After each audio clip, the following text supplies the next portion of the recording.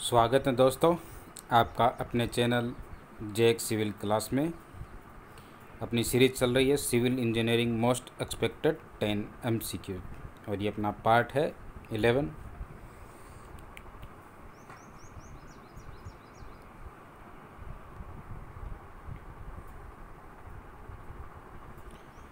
अपना first question, the slope correction for a length of 30 meter along a gradient of 1/20 is।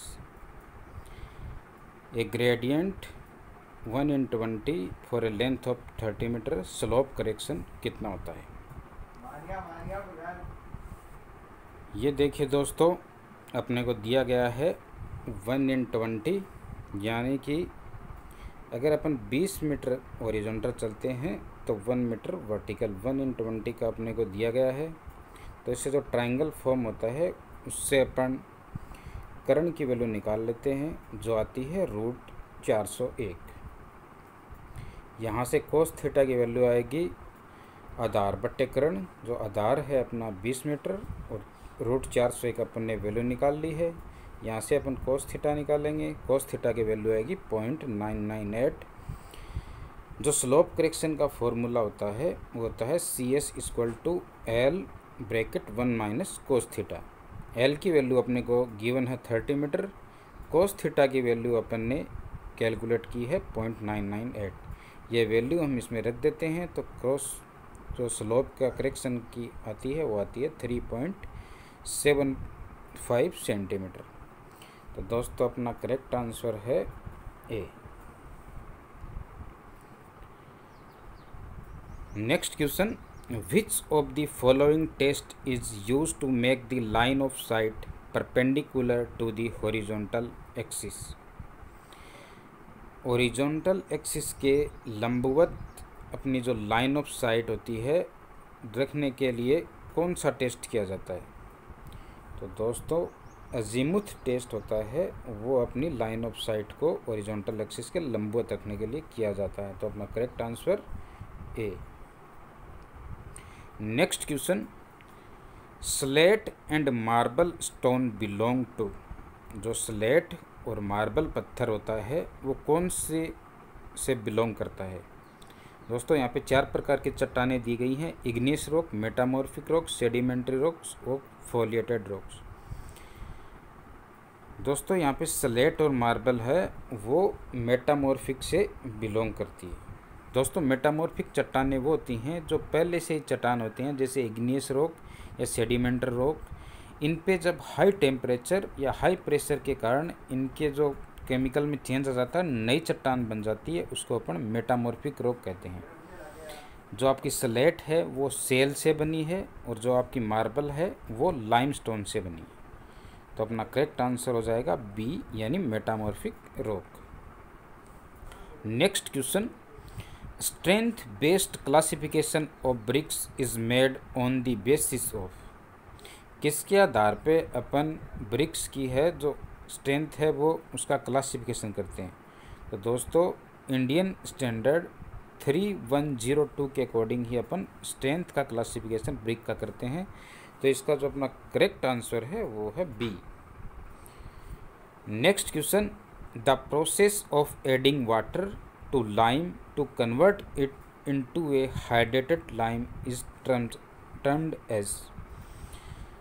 दोस्तों चूने में जो पानी मिलाया जाता है उसको हाइड्रेटेड लाइम में कन्वर्ट करने के लिए, तो वो प्रोसेस क्या कहलाती है? दोस्तों वो प्रोसेस कहलाती है स्लैकिंग। इसको सेलेक्ट लाइम या हाइड्रेटेड लाइम भी बोलते हैं जब इसमें पानी मिलाया जाता है। पिछले पार्ट में हमने पूछा था कि जब स्लैकिंग प्रोसेस में चूने के आयतन पे क्या इफेक्ट पड़ता है। दोस्तों इस प्रोसेस में चूना अपना आयतन का लगभग 2 से 2.5 गुना इंक्रीज कर जाता है। और जो प्रोसेस होती है स्लैकिंग, इसमें टेम्परेचर लगभग 900 डिग्री सेल्सियस रखा जाता है। तो अपना करेक्ट आंसर है D. Next question, What do you mean by warehouse pack of cement? warehouse pack से सीमेंट का होता है, उससे आप क्या समझते हैं? तो दोस्तों इसका करेक्ट आंसर है pressure compaction of the bags on lower layers. दोस्तों वेयर हाउस यानी जो भंडारण गृह होता है सीमेंट का, जब उसमें सीमेंट के कट्टे एक के ऊपर एक रखे जाते हैं तो ऊपर वाले जो कट्टे या बोरे होते हैं सीमेंट के, उनका प्रेशर नीचे वाले सीमेंट पे लगता है तो वो जमने लग जाते हैं। तो इस प्रक्रिया को अपन बोलते हैं वेयर हाउस पैक। इसलिए दोस्तों लगभग एक के ऊपर 10 कट्टे ही मैक्सिमम रखने चाहिए, उससे ज़्यादा कट्टे नहीं रखने चाहिए। और जो आपके भंडारण गृह की दीवारों हैं उससे 25 से 45 सेंटीमीटर सीमेंट के कट्टों को दूर रखना चाहिए। तो अपना इसका करेक्ट आंसर है सी। चलिए चलते हैं अपने नेक्स्ट क्वेश्चन की तरफ। For the manufacture of plywoods veneers are place so that grains of adjust veneers are. जो प्लाईवुड का मैन्युफैक्चर किया जाता है यानी प्लाईवुड बनाया जाता है, तो विनर्स या अपन बोल सकते हैं जो छोटी छोटी प्लाई होती हैं उनको कैसे रखने चाहिए एक दूसरे प्लाई पर। तो दोस्तों उनके जो ग्रेन्स होते हैं वो एक दूसरे के 90 डिग्री पे आने चाहिए, यानी इसका करेक्ट आंसर है राइट एंगल। दोस्तों जो प्लाईवुड बनाया जाता है उसमें ये विनर्स जो प्लाई अप्लाई की जाती हैं ये विषम संख्या में बनाई जाती है, यानी या तो 3 होंगी या 5 होंगी या 7 होंगी। और उन पे जो प्रेशर लगाया जाता है वो 70 से 140 न्यूटन पर सेंटीमीटर स्क्वायर के हिसाब से लगाया जाता है। तो अपना इसका करेक्ट आंसर होगा right angle. Next question, the life of teak wood doors and windows is usually taken to be. दोस्तों सागवान जो वृक्ष होता है उसकी लकड़ी से जो खिड़कियां और दरवाजे बनाए जाते हैं उनकी उम्र कितनी कंसिडर की जाती है।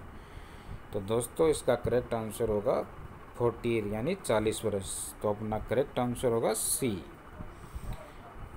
अपना next question, the target mean strength of the M20 grade concrete is 27 Newton पर mm²। What is the value of standard deviation. दोस्तों सवाल में दिया गया है कि जो आपकी M20 ग्रेड की जो कंक्रीट है उसकी जो टारगेट मीन स्ट्रेंथ है वो है 27 न्यूटन पर mm²। तो इसके जो स्टैंडर्ड डेविएशन की वैल्यू क्या होगी। तो चलिए इसका आंसर देख लेते हैं।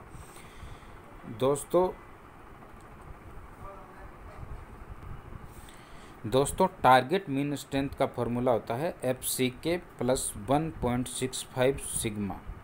यहाँ P है टारगेट मीन स्ट्रेंथ, FCK है कैरेक्टरिस्टिक स्ट्रेंथ ऑफ कंक्रीट और सिग्मा है स्टैंडर्ड डेविएशन जो हमसे पूछा गया है। सवाल में टारगेट मीन स्ट्रेंथ दी गई है 27 न्यूटन पर mm² और कंक्रीट की ग्रेड दी गई है 20 न्यूटन पर mm² यानी M20। ये वैल्यू अपन यहाँ पे रख देते हैं। जब इसकी वैल्यू 27 और 20 यहाँ पे सवाल में रखते हैं तो स्टैंडर्ड डेविएशन की वैल्यू आती है 4.24 न्यूटन पर mm²। तो दोस्तों अपना इस करेक्ट आंसर हो गया सी।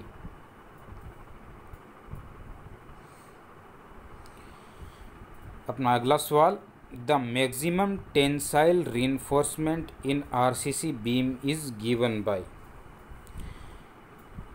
RCC की जो बीम या धरन होती है उसमें जो टेंसाइल साइड होती है उसमें टेंसाइल रीइंफोर्समेंट मैक्सिमम कितना दे सकते हैं। तो दोस्तों according to IS 456 the maximum tensile reinforcement provided is 0.04 BD। इसका करेक्ट आंसर होगा सी। दोस्तों इससे पहले वाले पार्ट में हमने ये भी पूछा था कि मिनिमम कितनी होनी चाहिए, तो हमने देखा था कि मिनिमम होती है 0.85 BD/FY। तो इसको भी याद रखिएगा। और मैक्सिमम होती है 0.04 BD। तो अपना करेक्ट आंसर होगा सी।